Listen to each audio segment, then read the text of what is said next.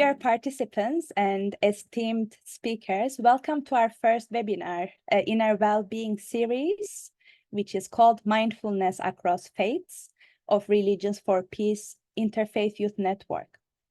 It's a privilege to gather with you all virtually as we embark on a journey to explore the profound practice of mindfulness within various spiritual traditions. My name is Eda Molla Hussein, and I'm the coordinator for the Religions for Peace UK Interfaith Youth Network. In a world marked by increasing fragmentation and unprecedented pressures, the pursuit of inner peace has never been more crucial.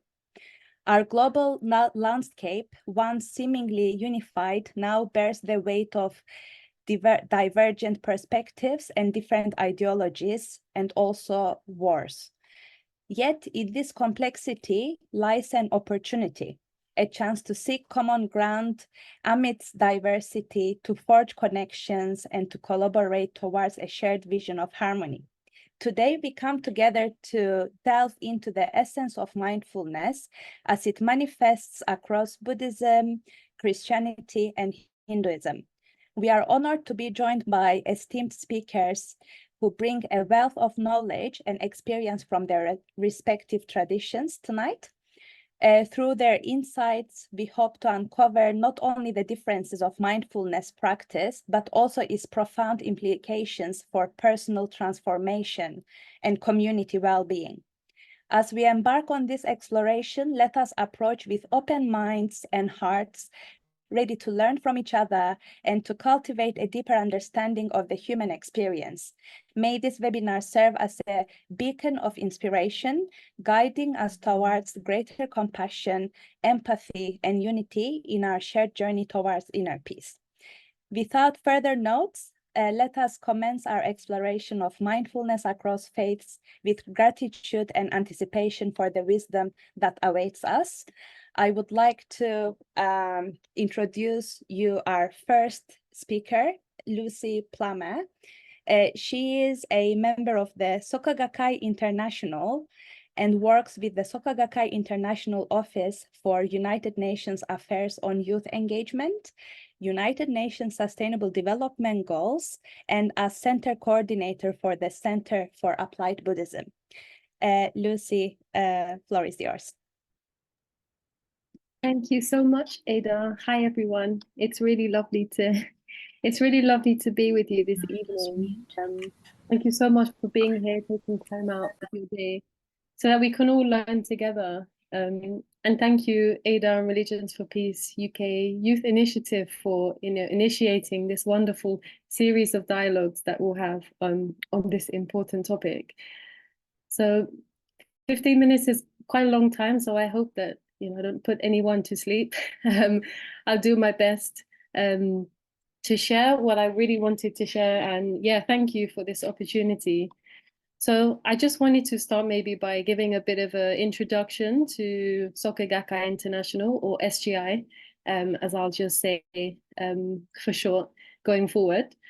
So, so that's the organization, as Ada said, that I practice Buddhism with. And the Buddhism that we practice in SGI is Nichiren Buddhism. So Nichiren Daishonin being the original teacher of Nichiren Buddhism. And Nichiren was a Buddhist monk who lived in the 13th century in Japan. So practicing Nichiren Buddhism, it involves chanting Nam-myoho Renge Kyo, which is the title of the Lotus Sutra, the Buddhist text that puts forth Shakyamuni Buddha's teaching of respect for the dignity of all life as the fundamental law of life. And we who chant Nam-myoho Renge Kyo, we do so to what we call the Gohonzon, which is a scroll bearing the inscription of the Buddha's teaching of Nam-myoho Renge Kyo. And the Gohonzon is a visual reminder that our life itself is the law of Nam-myoho Renge Kyo. And when we chant to the Gohonzon, we awaken to, or rather we remind ourselves on a daily basis that, what our life is, the potential of our lives. So as a global organization, there are members of SGI across the world in almost every country these days.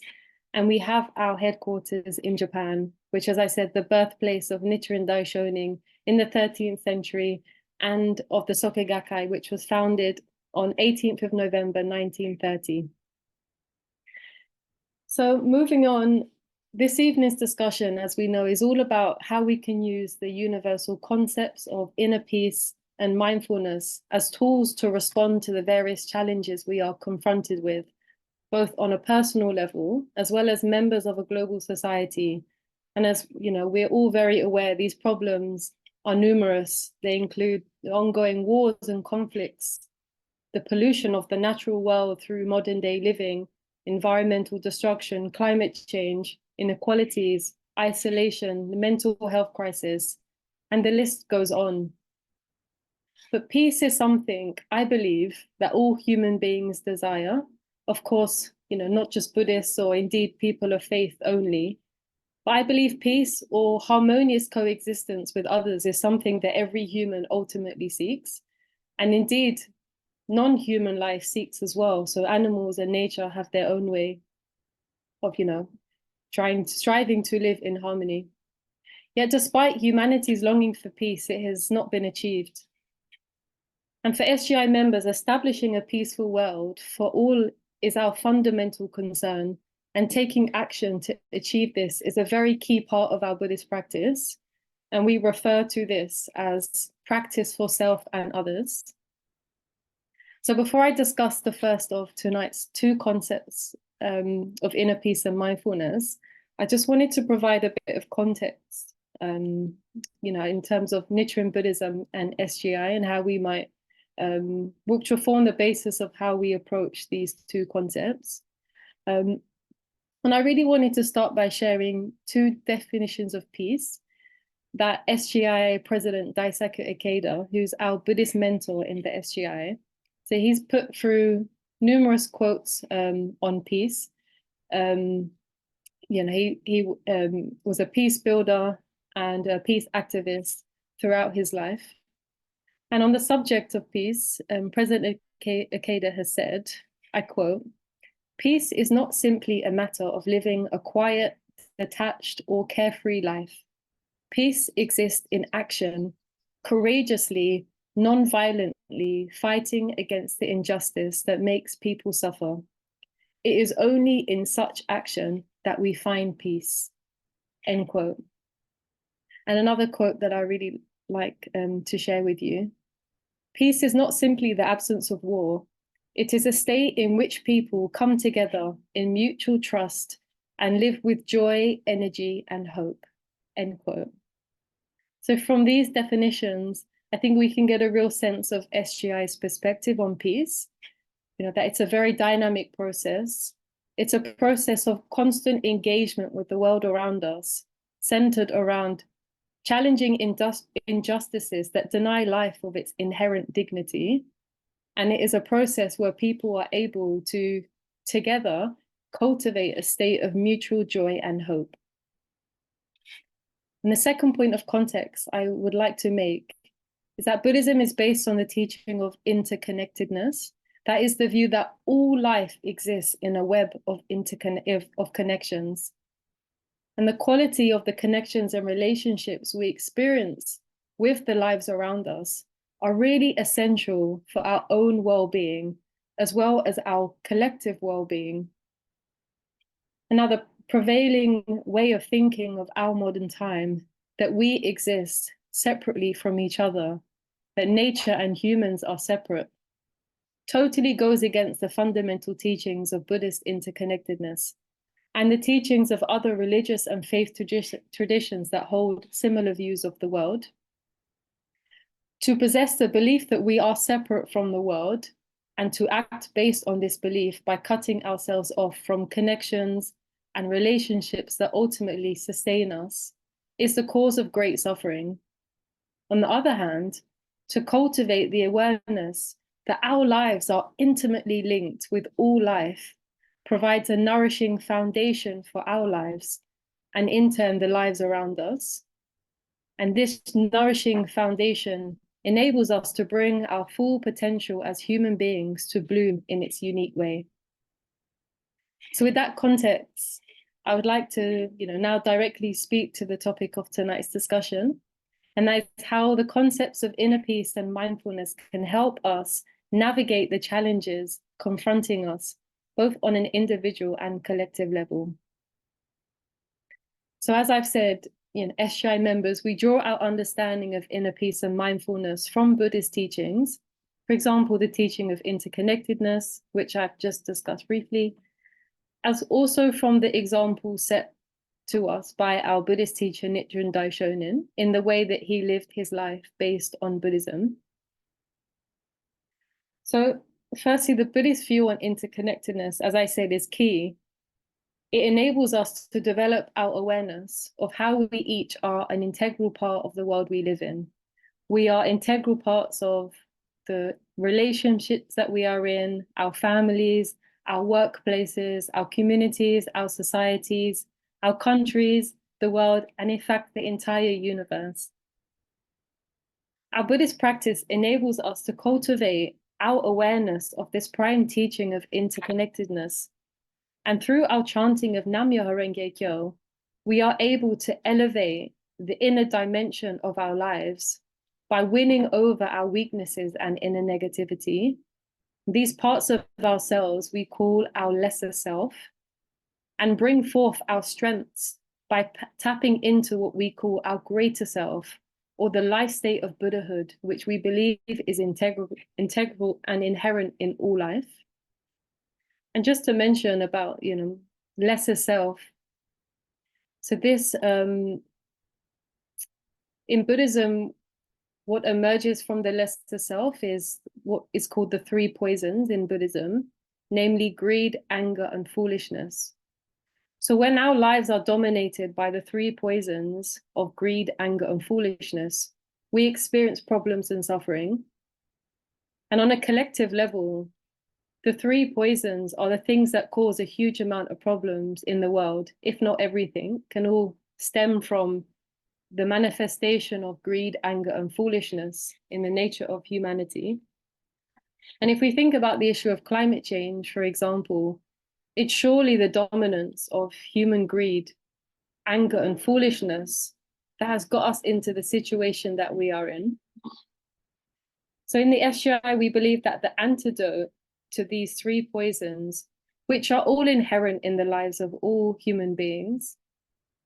So the antidote is causing the life state of Buddhahood, or our greater self, to emerge through our practice of chanting Nam-myoho Renge Kyo. And through that emergence of our Buddhahood, we're able to transform the poisons in our lives, the greed, anger, and foolishness, into more enlightened and compassionate qualities. We can also see awakening to our greater self through our Buddhist practice as equal to cultivating a sense of inner peace, where in recognizing our own great potential, we feel a sense of security and serenity. And as we awaken to the awareness of our greater self, we also come to realize that the same is true of all other lives too. And this realization gives rise to feelings of greater respect for others, as well as compassion for those who may be struggling to appreciate the value and potential of their lives, and therefore may act in disrespectful ways towards themselves, towards others. So in this sense, the state of inner peace that we derive from our practice of Buddhism leads us to greater compassion for others and a desire to help others get out of their state of suffering by helping them to also see the greatness of their lives. The more we can continue to develop and expand our awareness of this great potential of our lives, and in the same way of all other lives, the bigger our prayers for peace become, because we begin to break through our own limitations, including prejudice that we may have towards others. And with that expansion of our awareness and our prayers, we expand, or our desire and individual capacity to take action also expands. And this way, we regard inner peace and outer action as the essential elements of leading lives of happiness and fulfillment that contributes to the construction of sustainable peace. And we can say that mindfulness is the opportunity that our practice of Buddhism provides us in being able to cultivate an awareness of the interconnectedness of life and all that sustains us and develops compassion. There's a lovely expression of this principle of interconnectedness contained in a Buddhist sutra known as the Vimalakirti Sutra. And I would love to share this with you now. So this is a quote. On one occasion, Vimalakirti, a disciple of Shakyamuni, the historical Buddha, fell ill. Upon learning his disciple had fallen ill, Shakyamuni sent a large contingent of followers to visit Vimalakirti. After conveying Shakyamuni's concern and well wishes, the followers asked Vimalakirti how he had fallen ill, how long he had been ill, and what might bring about a cure. Vimalakirti replied, "Because all living beings are sick, therefore I am sick." As it turns out, Vimalakirti was not actually suffering from any specific illness. Rather, his feelings of empathy, his feelings of shared pain that could not be extinguished so long as others suffered without relief, manifested itself in the form of illness. For Vimalakirti, this sharing of pain with those in distress was not something experienced as a weight or burden, but was evidence that he was continuing to live as his authentic self. He was attuned to the vital truth that our individual security cannot be realized in isolation from the conditions of privation faced by others. End quote. So this is also a sentiment that was shared by Nichiren Daishonin, the founder of the Buddhism that SGI practices.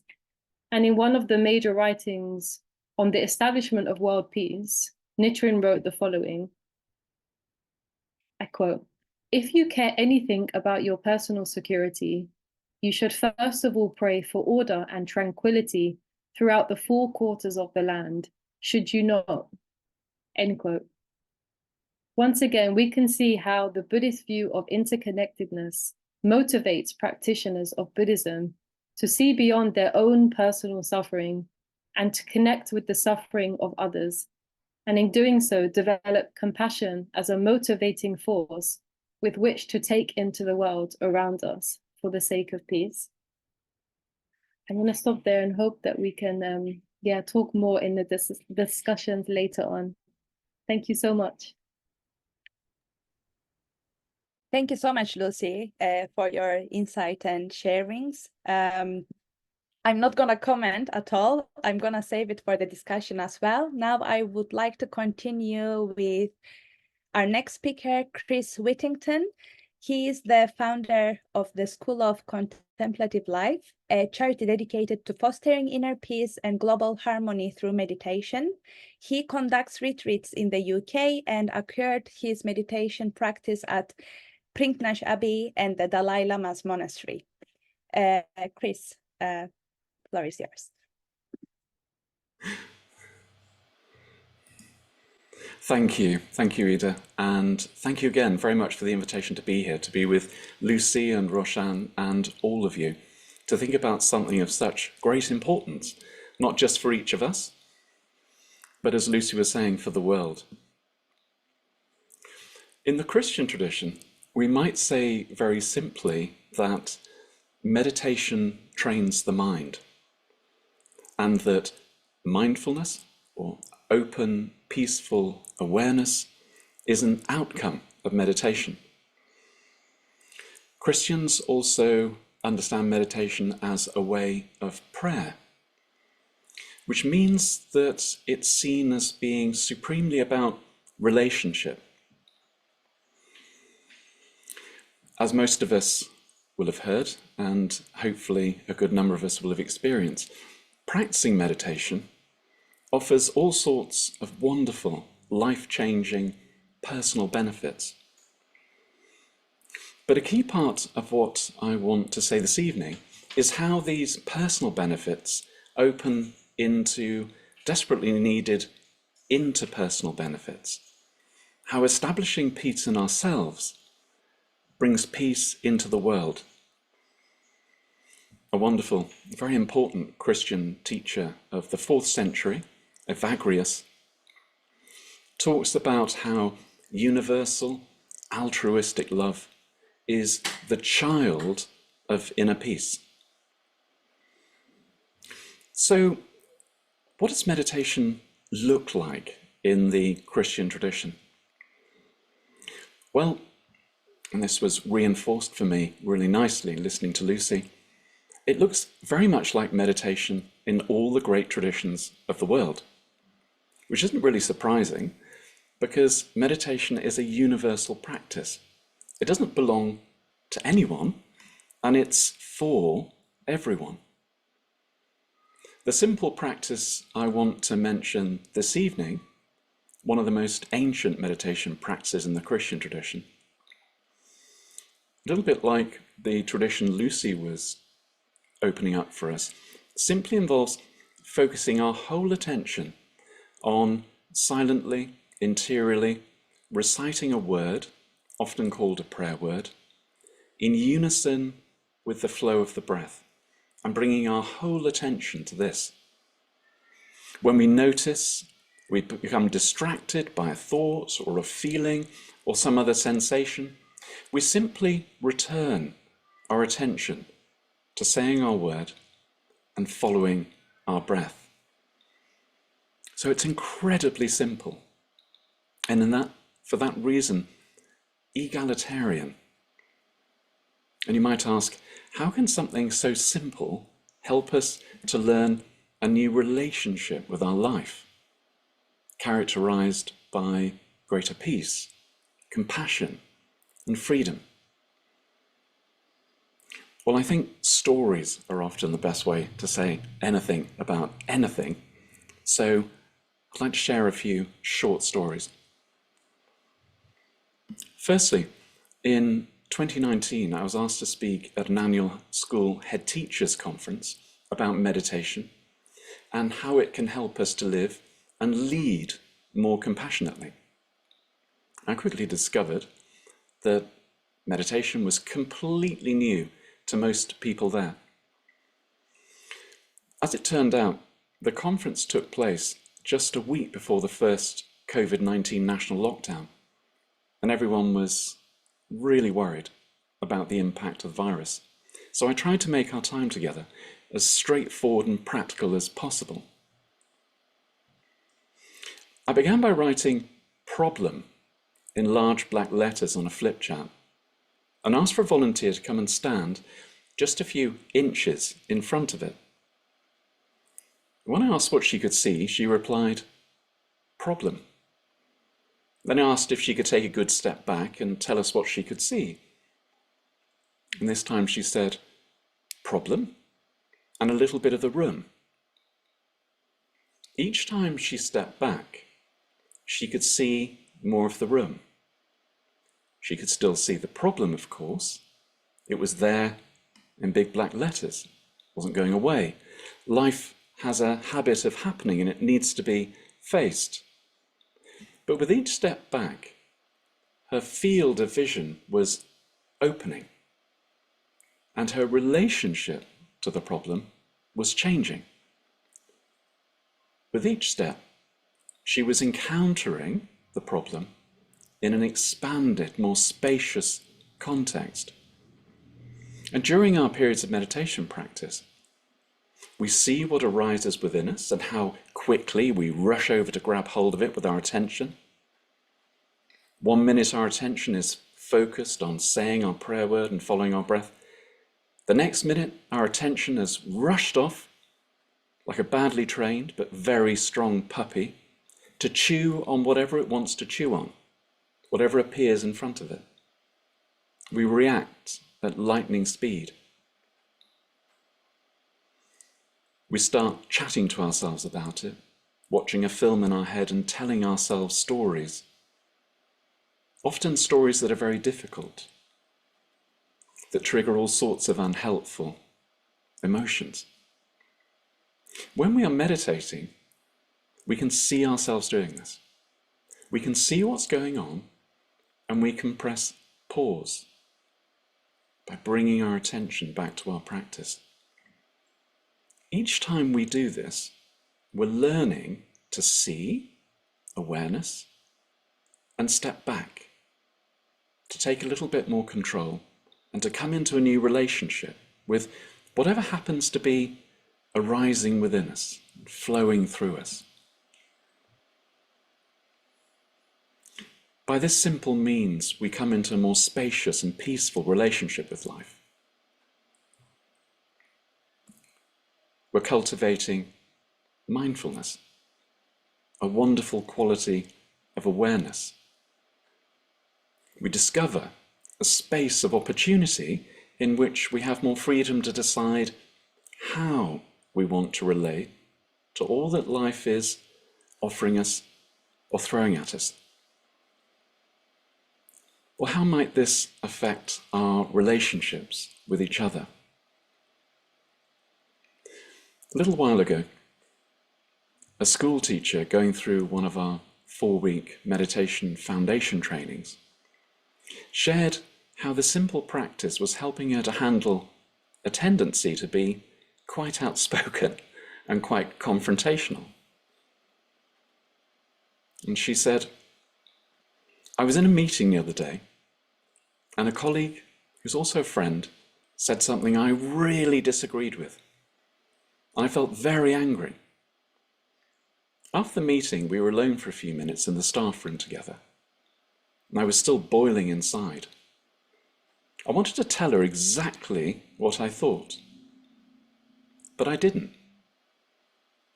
I was able to recognize my angry thoughts and feelings and step back from them a little. I was able to say to myself, don't speak now, find a time tomorrow when your feelings have calmed down. Everyone I work with, she said, would tell you how unlike me this is. I only began meditating 2 weeks ago. But for the first time I can remember, instead of immediately saying what I wanted to say, I was able to pause. Some part of me was calm enough to see that speaking right there and then would very likely spark a big argument and harm our relationship. I was able to listen to what was going on inside me. And instead of just reacting, I was able to choose a better path forward. Listening deeply is one of the most precious gifts we can offer each other. To be truly heard means so much more than simply hearing our words. It involves an affirmation of the person behind the words. I was introduced to meditation in the Christian tradition by monks when I was living at a Benedictine monastery. And the first advice given by St. Benedict in his rule for monasteries, his rule for a school of love in community, written 1500 years ago, is listen carefully. Learn to attend with the ear of your heart. In meditation, as we learn to acknowledge and attend to what is going on within ourselves, with peace and kindness, we are increasingly able to acknowledge and attend to others with peace and kindness. One more very short story. One time at the end of a workshop called Establishing Peace in Ourselves, Becoming Places of Peace for Others, a person of really obvious compassion and deep commitment to others said that she'd love to be able to bring the practice into her life and enjoy the peace it brings. But, she said, I find it very hard to allow myself me time. She admitted how difficult she found it to take care of herself, to give herself the attention she always gave others. So I suggested she might like to think about meditation as the practice of our time. Whatever our initial motivation to practice might be, and our motivations are as varied as we are, the gift of inner peace we cultivate always radiates out as an atmosphere of peace which touches and benefits others. What might initially appear to be me time, there's nothing wrong with that, opens into our time. Peace is a gift we cannot help sharing. Its generous, life-giving waters don't just permeate our life, but always flow outwards. Almost imperceptibly, we create small ripples of harmony and peace around us. When we find ourselves in the company of a peaceful person, we share in their peace and feel calmer in ourselves. As we learn to greet our life with open, mindful attentiveness, we learn to greet others with the gift of open, mindful attentiveness.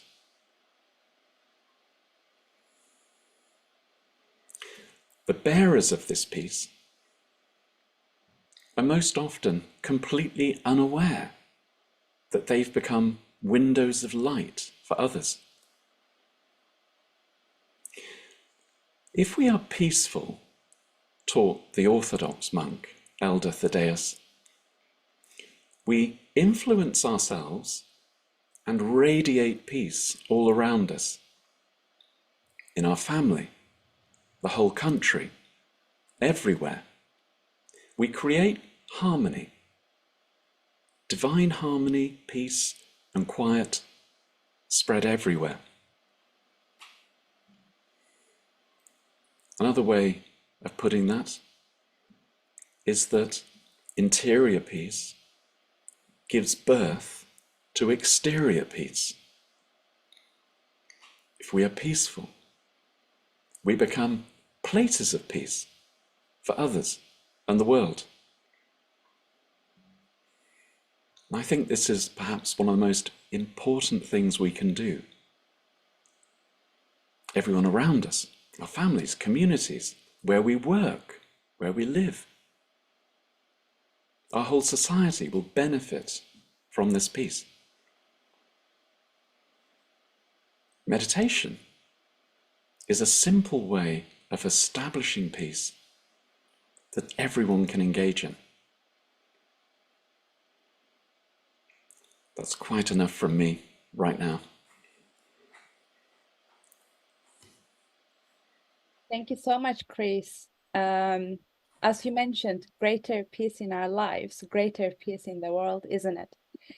I would like to thank you and want to continue with my last but not least speaker, Roshan. He is a former international manager of Bhakti Marga with expertise in Kriya Yoga and experience teaching in multiple countries. He is the founder of Awake Your Potential, offering wellness programs with a PhD in wastewater treatment. He works as a professional trainer in environmental consultancy. Roshan, floor is yours. Thank you very much, and Chris and Lucy, for your sharings. So, you know, it's very difficult to talk about Hinduism from just one perspective, because the reality is there is not just one perspective. And let me put it to you this way. Hinduism is often referred to as Sanatan Dharma. And Sanatan Dharma means it's founded on the idea that there is one truth, one reality, one supreme God, but which is revealed in a number of ways. And that is why a forum like this is so interesting for me, because we are basically expressing ourselves in different ways. So what I'd like to do actually is just go a little bit back in history, because mindfulness meditation is very, very strongly connected with Hinduism. And maybe that's a good starting point. So actually, if you look back in history, Hinduism holds some of the earliest records of meditation, which is very deeply rooted in the Vedas. You may have heard about the Vedas. The Vedas are basically those ancient scriptures that form the very bedrock of Indian spirituality. And just to give you some idea, these texts were composed about 1500 BCE.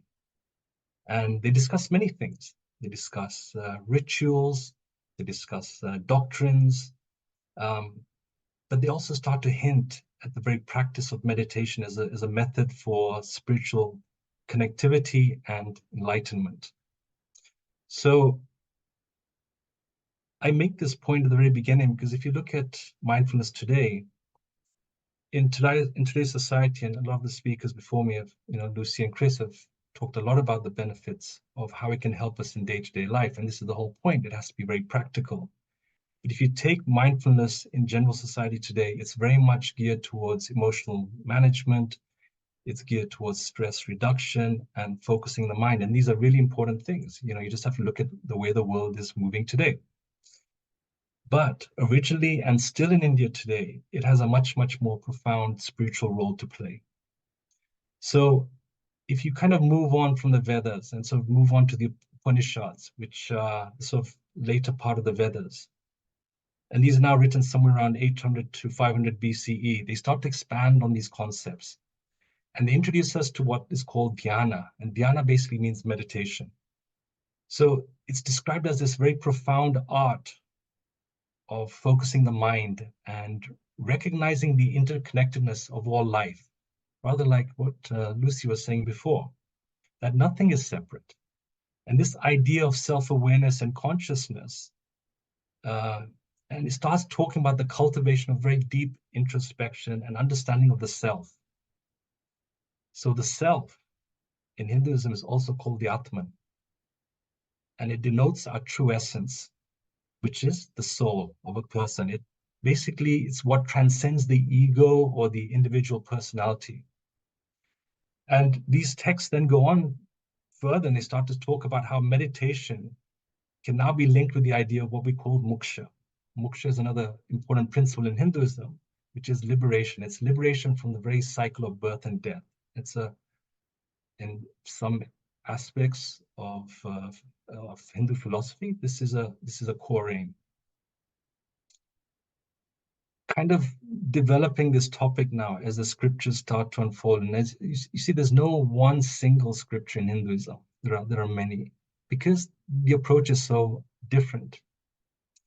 But then we come to the Bhagavad Gita, and this is now around the 2nd century BC to this, so 2nd century CE. And it's probably the most famous and most well-known of all the Hindu scriptures. And this is where the whole practice of meditation becomes demystified, becomes a lot more accessible. And so this is a conversation that takes place between Lord Krishna. So Lord Krishna is in the topmost poster above me. He's represented there in his child form. And Lord Krishna basically speaks to Arjun. Arjun is a warrior. And this conversation happens at a time when he hits this really low point. And it's also interesting, it happens in the middle of a war.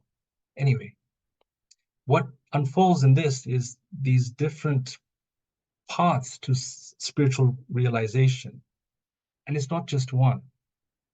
There are basically 3 different paths. And the point is, all of these paths advocate mindfulness in a disciplined focus. It's a guiding principle towards serenity and self-knowledge. And what I want to start to help you understand is that in Hinduism, mindfulness takes on so many different aspects. So when we talk about Jnana Yoga, which is the path of knowledge or wisdom, to really understand the true nature of reality and the self, it is a form of mindfulness. There is Bhakti Yoga, which is the realization through the path of divine devotion or unconditional love for the divine. And then it really focuses on Dhyana Yoga, which is Dhyan, which means meditation, the path of meditation, and really focusing on the sort of mental concentration on and contemplation. So these are techniques of mindfulness and meditation and related and sort of woven into yoga, where the goal becomes spiritual realization. And it's about this profound understanding and experience of the individual self, of the Atman, and its oneness with the universal spirit, which we would call Brahman. And it also recognizes that there's this eternal, unchanging nature of the soul, which is as old as time itself, and it's transcending the material world. And that's the goal. It's the goal to achieve that state of eternal peace and bliss. And so what you start to understand is this peace we're striving for is an inherent part of us. The soul is eternal. It's as old as time itself. It is the core nature. And that reconnection, I would say, I would not even say that discovery, because it's already a part of you. That reconnection is basically what we are striving for. There are other teachings. Probably the most well-known yoga scriptures is the Yoga Sutras of Patanjali. You may well have heard of this. And it's a very systematic approach to meditation in Hindu philosophy. And it's actually the foundational text of yoga philosophy. And it talks about this eightfold path known as Ashtanga Yoga or Raj Yoga. And although there's many elements of it, within it, it talks about dharana or concentration, dhyana, meditation, and samadhi, which is absorption.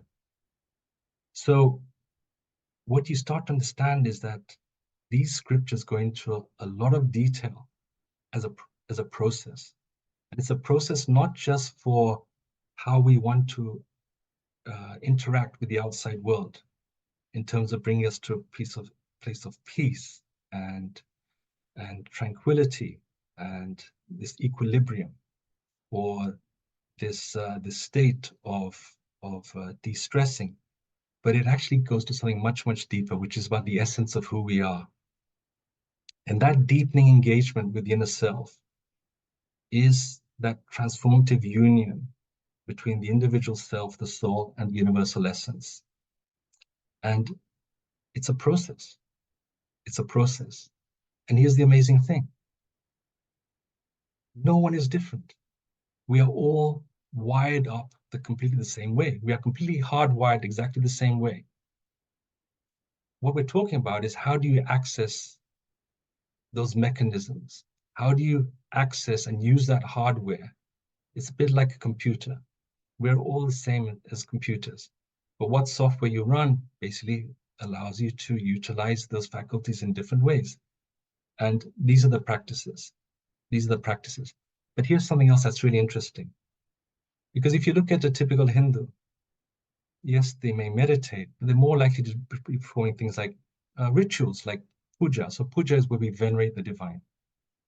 And the reason we do that is we take the divine as a form on the outside because it helps us to focus. It takes a form. It may be a picture, it may be a statue that you worship, but it basically becomes a form in which you focus and concentrate, because mindfulness is also a form of focus and awareness. So here you're taking the divine and making that the point, the object of your focus. And you start to build this relationship on the outside. And that relationship helps you to develop the relationship between your soul and the divine. So that actually is also a form of mindfulness. You may think, well, like it's a ritual, but what is happening in that ritual? There's complete focus in the present moment on the activity. That is the definition of mindfulness. Mindfulness is being present in the now. And the now means you forget yourself. You focus on what is happening in that moment. It may not be about you. If I'm being mindful about my food, I'm focused on the food and the very act of eating. I'm not necessarily focused on my problems or what's going to happen in an hour's time from now or what happened yesterday. I'm focused on that act. If I'm mindfully walking, I am enjoying nature. I'm taking in my stride that experience of what is around me as I take my walk. So why cannot rituals become mindful, where your focus is on the divine? Similarly, as Lucy was talking about, and also Chris, that the chanting of the divine name, when we use mantra, when we chant, why do these traditions do this? Because for us, there's no difference between the name of the divine and the divine. It's a way to basically experience the divine through sound, through vibration, through the name of the divine. But when you're chanting, your focus is on the divine. It is that form of awareness in the present moment on the name. And you see, if I come back to our tradition, because I'm not just here representing the Hindu religion, I'm here to represent Bhakti Marga. And Bhakti Marga was founded by Paramahansa Vishwananda, you can see behind me. And Paramahansa Vishwananda set up Bhakti Marga, and Bhakti Marga means the path of devotion. But for us, the path of devotion covers 4 areas, which actually, when you start to analyze it, which is about how you experience these different areas, they're all expressions of mindfulness. There is yoga and meditation, which makes absolute sense. But there are also rituals. If your focus is on the divine as you perform the act, it is a mindful act of worship. There is also knowledge. Everything I just talked about, the scriptures, the Bhagavad Gita, and others that we use. Actually, they are roadmaps for how to attain this. There is also art, music, devotional singing. If your focus is on in the moment, they are all ways of being in a mindful state. And these 4 areas, for yoga and meditation, rituals, art, and knowledge, for us, they're all expressions of mindfulness. But the difference is, for us, there's something much greater than just this worldly identity. We come from a tradition where we incarnate. There's this cycle of birth and rebirth. This body comes, and then we drop the body, and then we come in a different body. There's something that is eternal, that is there to be attained, and that is our true self. And for us, these are all different ways to attain the divine. You see, we can talk about this as a philosophy, but what we're really interested in is how to achieve this. And for us, actually, it's not just a philosophy, it's the actual act of attaining it. And that means having techniques, which all of us are talking about, but also to have the guidance of a master that's actually achieved it. And I've heard references this evening to masters. Similarly for us, Paramahansa Vishwananda is our guiding light. He is, for us, not just the founder of Bhakti Marga and the giver of these practices. He is one who's attained the goal, that goal of realization. And for us, we need someone like him to also guide us, because otherwise it's a little bit like venturing into a dark forest, but you don't really know where you're going.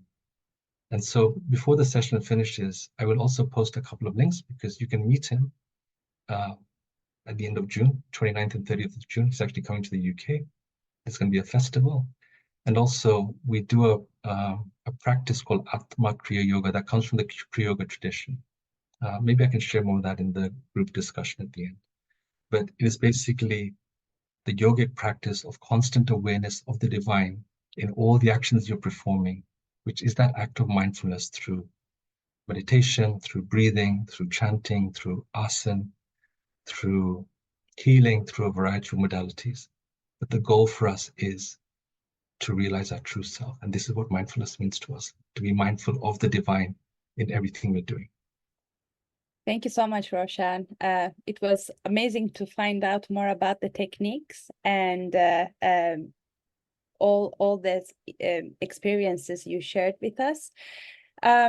I would like to now, with everyone's permission, open the questions and the discussion. It will be helpful if you raise your hand first and then speak and unmute yourself. Are there any questions to our speakers, or would you like to share your experience in finding inner well-being or your practices, as we live in this world full of conflicts and divisions and stress, and trying to find more sustainable lifestyle, trying to reach the daily life's commitments, the stress. It will be great to find out how you practice your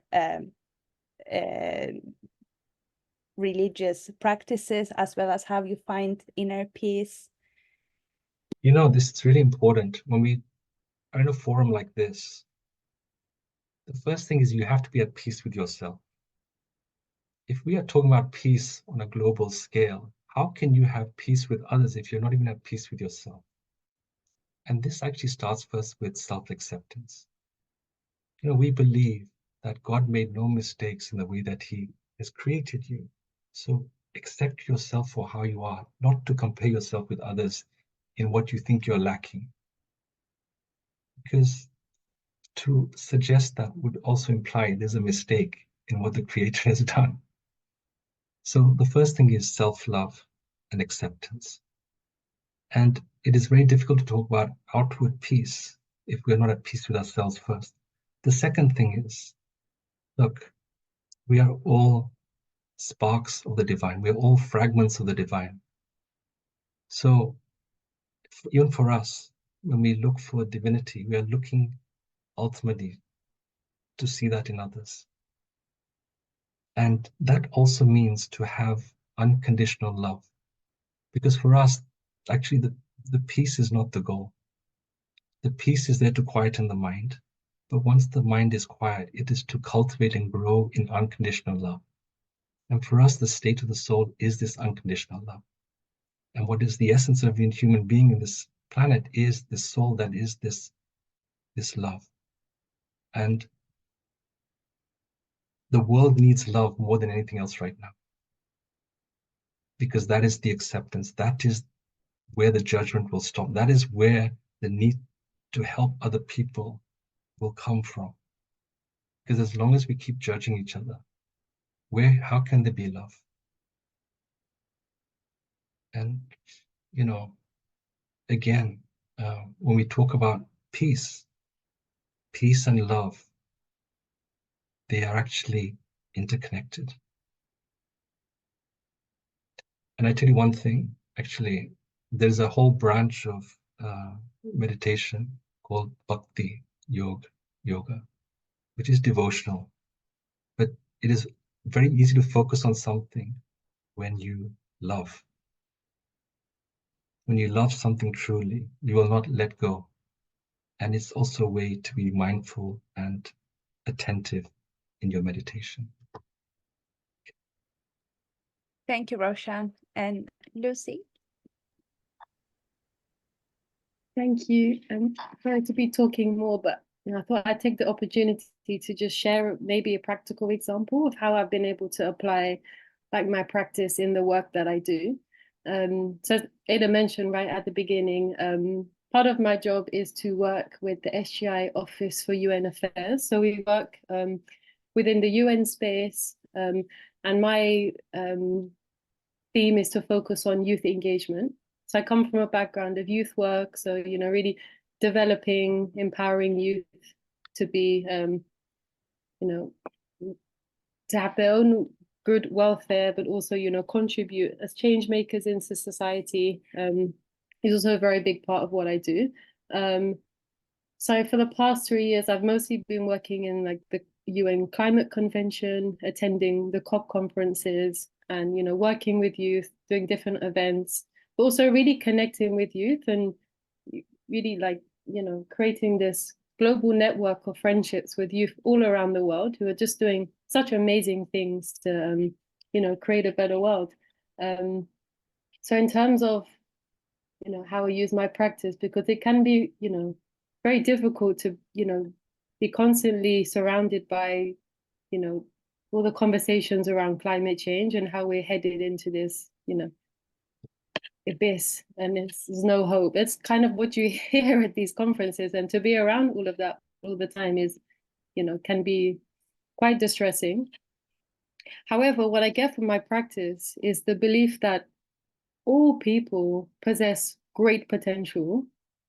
Like inherently, we all have within us the resources that we need to overcome all difficulties, whether that's greater compassion, greater wisdom, greater courage, resilience. We have everything that we need. Like human beings are great, actually. But in the problem is in difficult times, we easily forget that, and we can, easily become defeated by our circumstances. And it's not necessarily, the big issues like climate change, but even like small day-to-day things. If we get disappointed about something, or something doesn't, turn out the way that we'd hoped, or something unexpected happens. Don't know about you, but I tend to easily just kind of get a bit deflated, get a bit defeated. But actually, for me, the fight, and we use the word fight in Buddhism actually, but it's an internal fight to really overcome those negative tendencies in our lives, to bring out those positive inner qualities that we possess. Anyway, talking long-winded way of saying, last year, like, with the situation in the Middle East, I just became like very, disheartened, and that's not even the strength of the word, but, very what to do, so much, distress and despair. And I was really chanting, like, how can I contribute, living in London, what can I do to really support that situation? And I had this opportunity came up to go to the climate week in Saudi Arabia.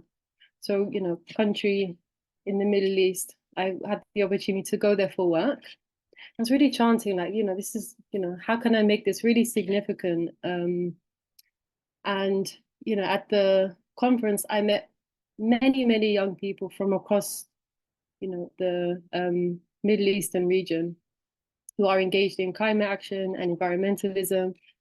Some of them, I met one young person from Syria, for example. Her government was not active in the international environmental processes. So she was feeling so overwhelmed, like, who's representing me and my country and, our future? This was really she was in such a very bad state. But so I really, was really just every evening, just really chanting about how can I really reach her life to bring out, that resilience, that, that belief that she can actually make a big difference was, what I was really, I felt it almost became my mission at that conference. Like, yeah, I was there to do my work, but I actually wanted to really encourage and just encourage the youth that were there, coming from very difficult circumstances. So, I spent a lot of time just really talking to her and, listening to her and just really trying to encourage her. And actually, I was so encouraged by her in return in the process of trying to connect with her in that way. She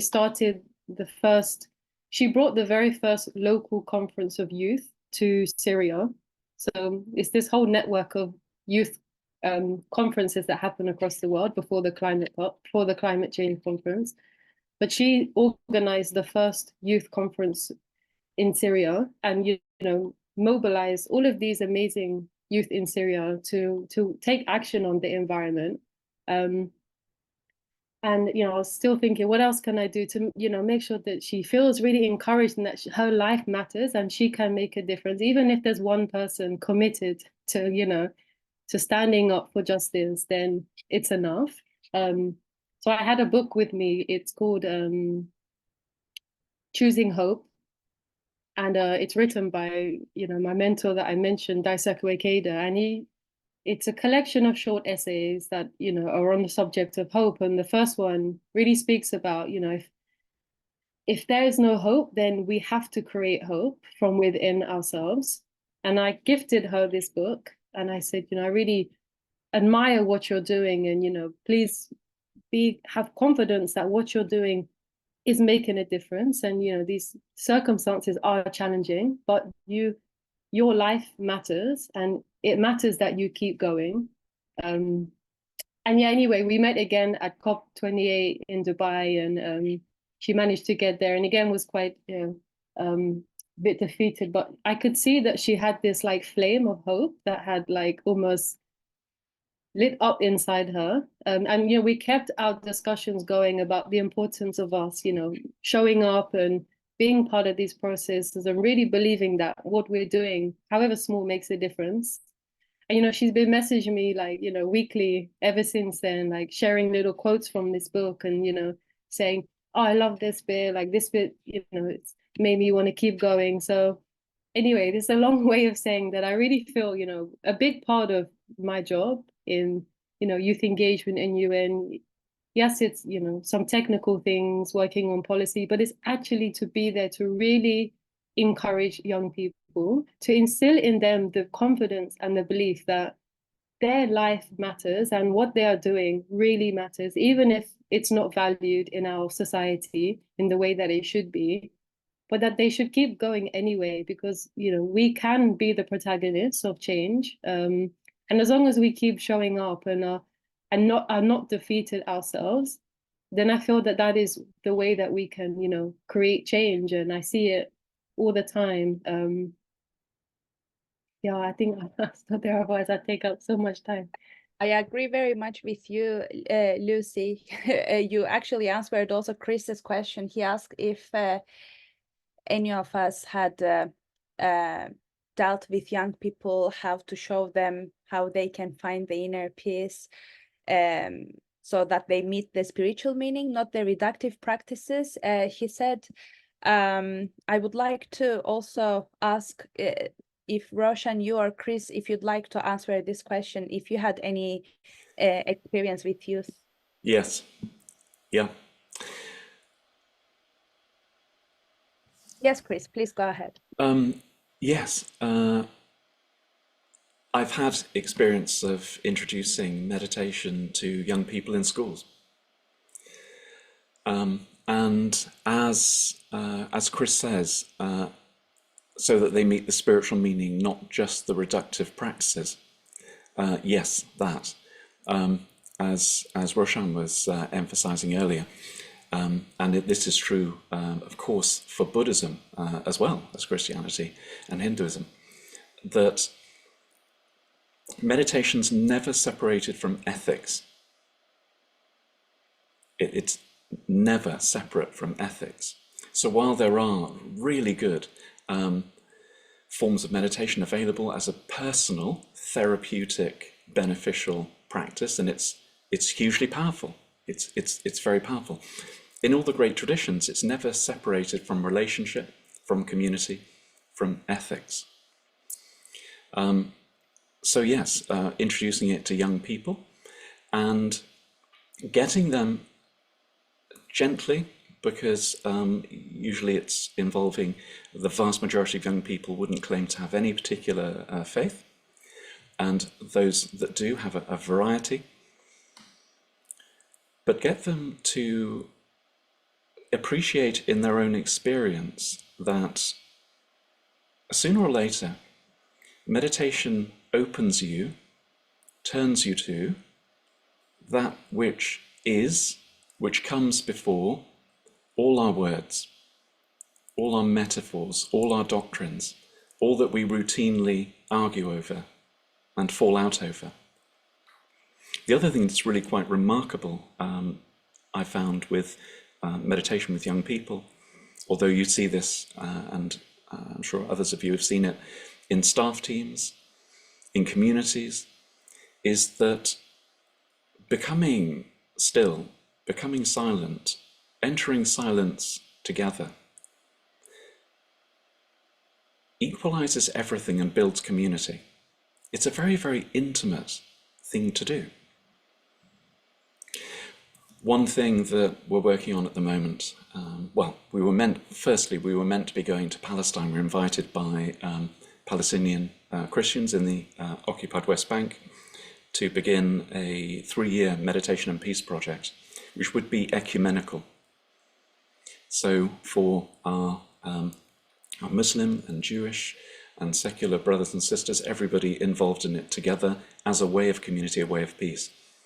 We were meant to be going at the end of October, and then of course October 7th happened, but we will be going as soon as we can.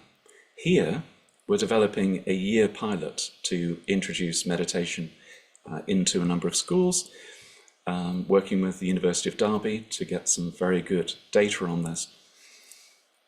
We'll begin with introducing it to the teachers.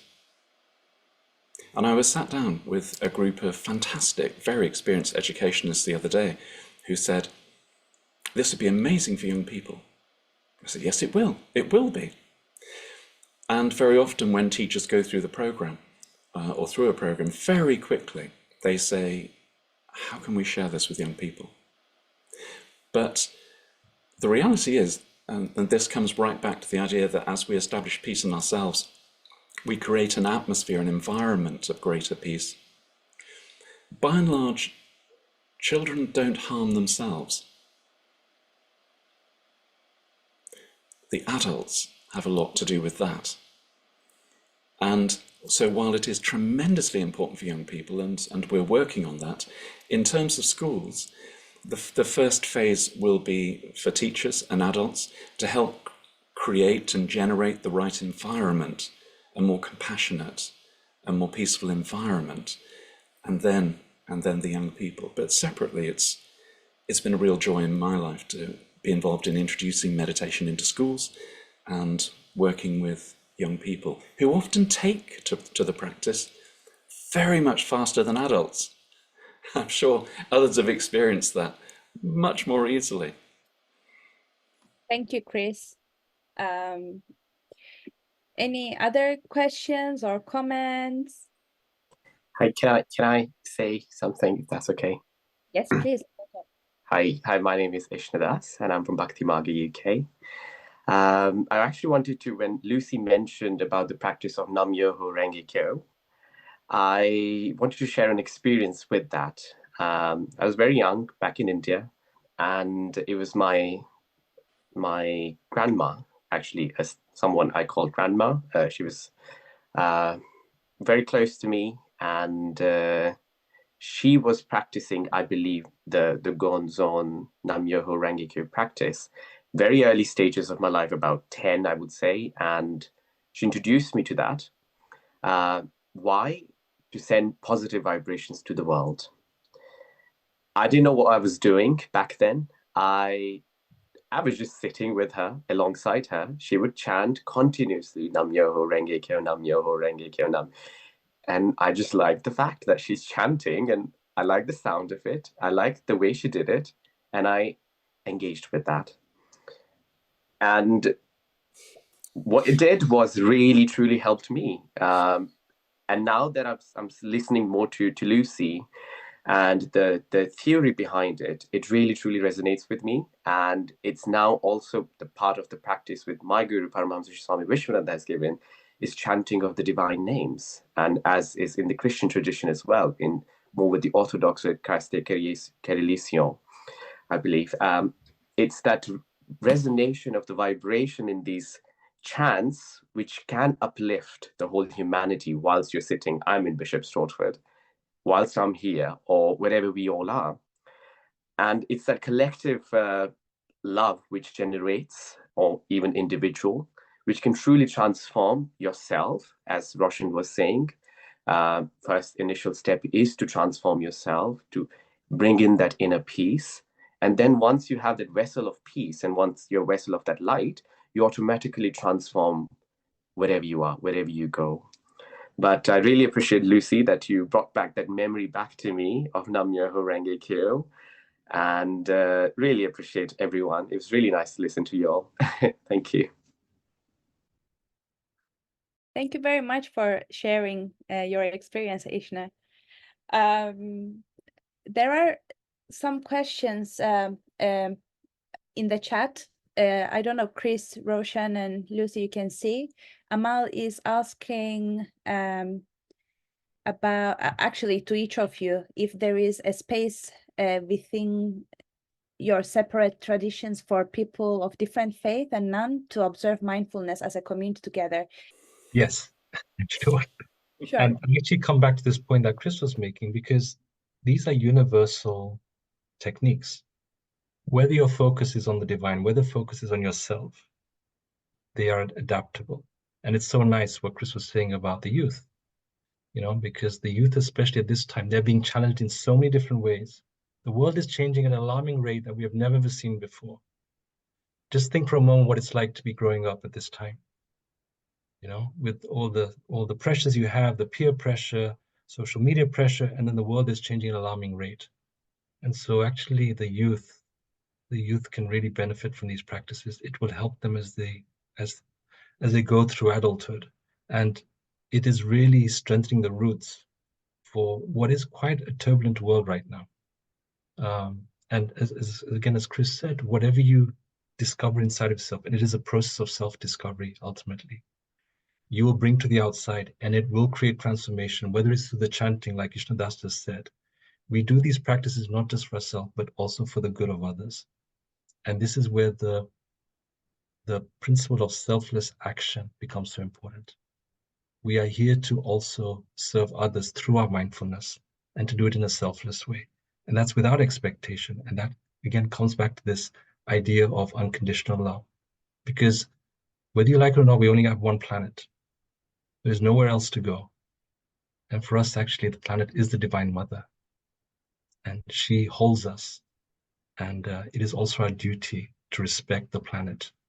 And that can be expressed in many different ways. But yes, there are many ways we can do this. So happy to explore that more with anyone who would like to know how we can include everyone in our sessions. Could I? Yeah, thank you. Just to respond to a couple of people there. Amal, first, your question, these practices can be done with people of all faiths and no faith. Yes is the answer. And just to share a quick anecdote, when I first heard about Prinish Abbey, Benedictine monastery, it was through reading a book by a famous Benedictine called Bede Griffiths, who you normally see painted or photographed in orange sannyasi robes. He lived in an ashram in South India for the last part of his life, looking at the relationship between Vedanta and Western spiritual practice. I turned up at the monastery with a copy of the Buddhist Dhammapada, and I gave it to the novice master, not realizing they had 40,000 books in the library and were experts on Buddhism. And they came back when I was about to leave with a copy of the Rule of St. Benedict. And in the back, they had written, "Just another path to the one." So at Prinish Abbey, there were Tibetan delegations and Orthodox turning up and sannyasi and all sorts of people. It was everyone fascinated to explore, discover the synergies between these great traditions, and to do that in friendship. Sudama, yes, drop me an email. You'll find the email on the bottom of the website. Just write to info@schoolofcontemplativelife.com or replace info with Chris, and it'll get to me a few nanoseconds faster, but very welcome. So yes, the essence of these practices, they have different forms. They've emerged in different parts of the world, in different cultural, different traditions. So they're expressed in different ways. But one of the things that drew me to Prinish Abbey was their deep understanding and commitment to a single truth that was expressed in and radiating through all the great traditions. When I got there, quite disorientated at 18 on my first visit, and I said to the abbot, not knowing what to expect, that whatever I was reading, the Gita, Buddhist sutras, great classics of Western spirituality, I felt as if I was hearing the same voice coming through all of it. And the abbot just looked at me and smiled and said, yes, and then walked off.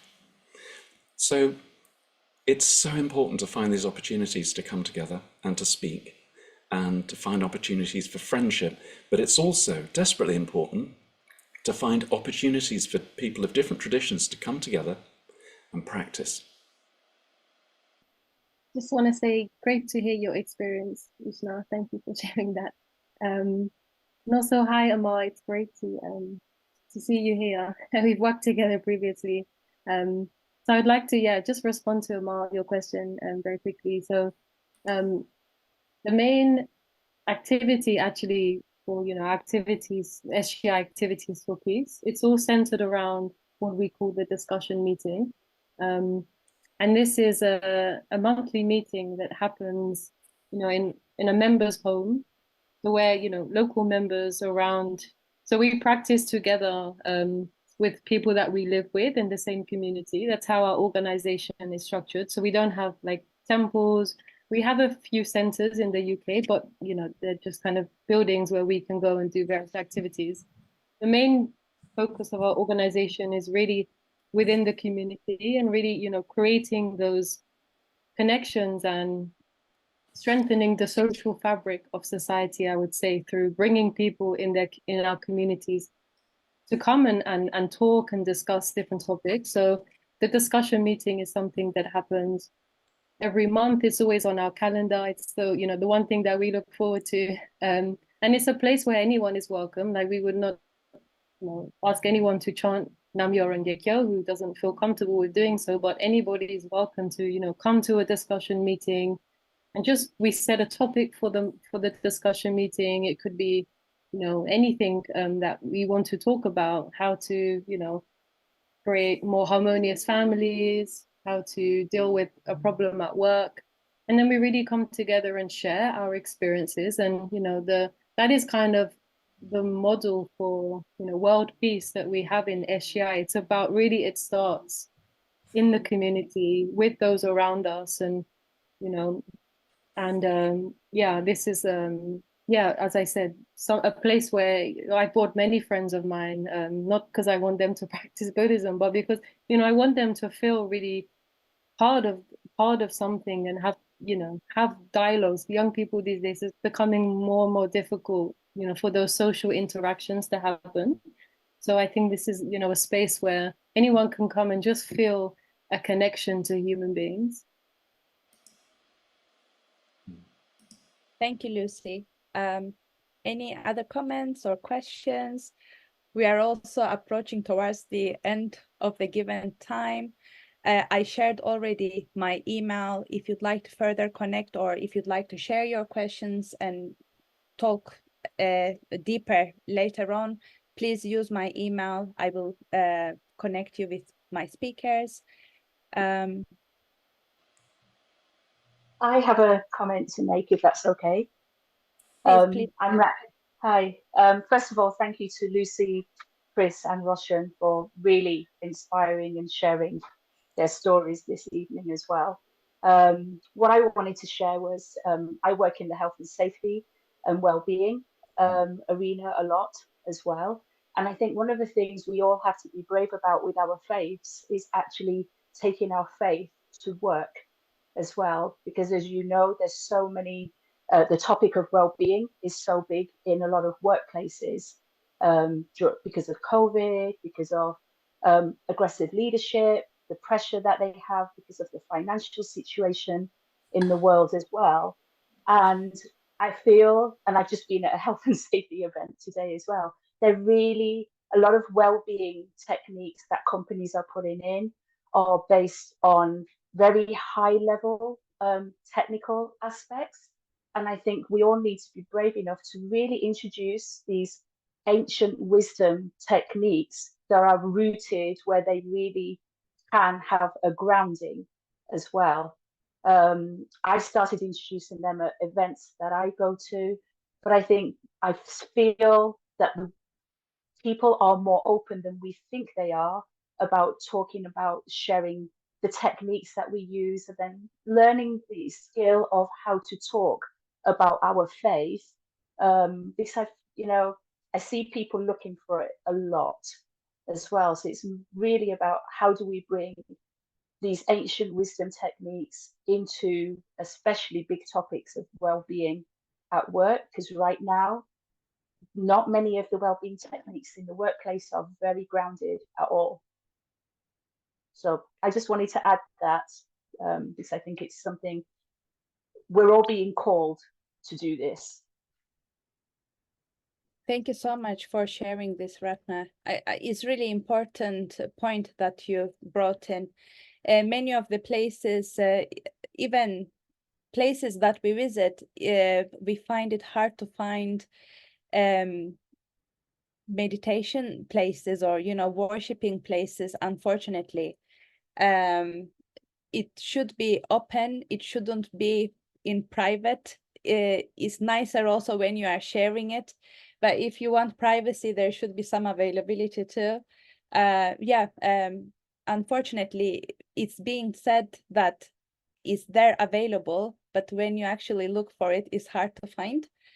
Any other questions? If not, I shared my email address there. You can always use that too. I know it's really short time given to cover everything.